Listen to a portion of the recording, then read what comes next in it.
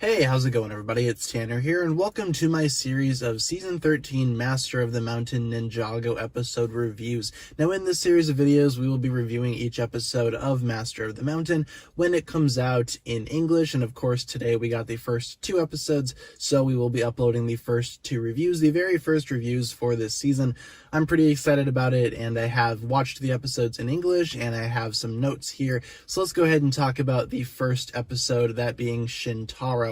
Now, as we normally do throughout these episode reviews, we will start off the video by talking about some of the good things about the episode that I enjoyed, then we'll jump into some of the negative or not so good things, and then at the end of the video, I'll be giving the episode a final score out of 10. So let's go ahead and get started with this episode. How is the first episode of Season 13, and what exactly are some good things about it? Well, right away, I do have to go ahead and reference the plot a little bit. So the episode basically picks up kind of in the midst of where Prime Empire left off. The ninja are all just kind of scattered around the monastery doing various tasks because, again, they've been gone for quite a while. They do mention Asphira's invasion. They reference Prime Empire, the Never Realm, all that kind of stuff. So it makes sense that the ninja would not have been around for, I guess, a very long time. But what I really enjoyed about this episode was Master Wu's actual, I guess, bit of self-doubt, I guess. He sort of thinks that the ninja don't really need him anymore because of how well they handled themselves in the previous seasons and how well they did without him. Because when you think about it, Master Wu really wasn't around for the Never Realm invasion. He wasn't around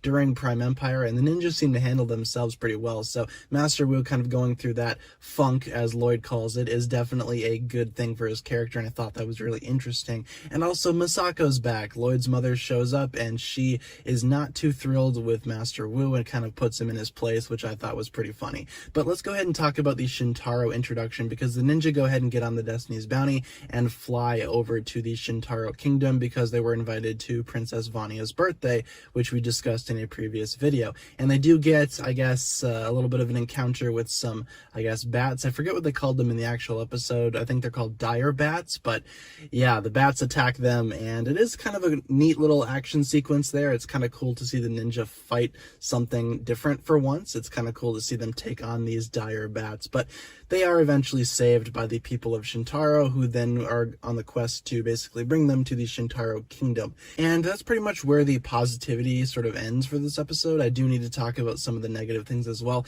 It's not a whole lot, but I did think that the dialogue this episode was a little strange, and I'm not sure what exactly is wrong with it. It's just like there was something off about it, and I could tell, especially with Lloyd and Jay. Their lines were kind of, I guess, not the best. I don't know if it's like the delivery from the voice actors or if it's like, you know, the actual dialogue that was written in the script, but something was wrong with that. But it's not that big of a deal. I think just overall some of the awkward dialogue this episode is just kind of prevalent, and there's not a whole lot there, again, that I think is necessarily awful. It's just some stuff that I kind of noticed throughout the episode. Some of the awkward dialogue was a little bit noticeable, and if we're going to be talking about some negativity as well, some people could be, I guess, talking about how the episode is a little slow, and it is a little slow to pick up. I mean, the ninja basically get to the Shintaro Kingdom at the very end of the episode, and the rest of the episode is just kind of references to older seasons, which I think is a good thing. But again, a lot of people might not enjoy that, and a lot of people might think this episode is a little slow.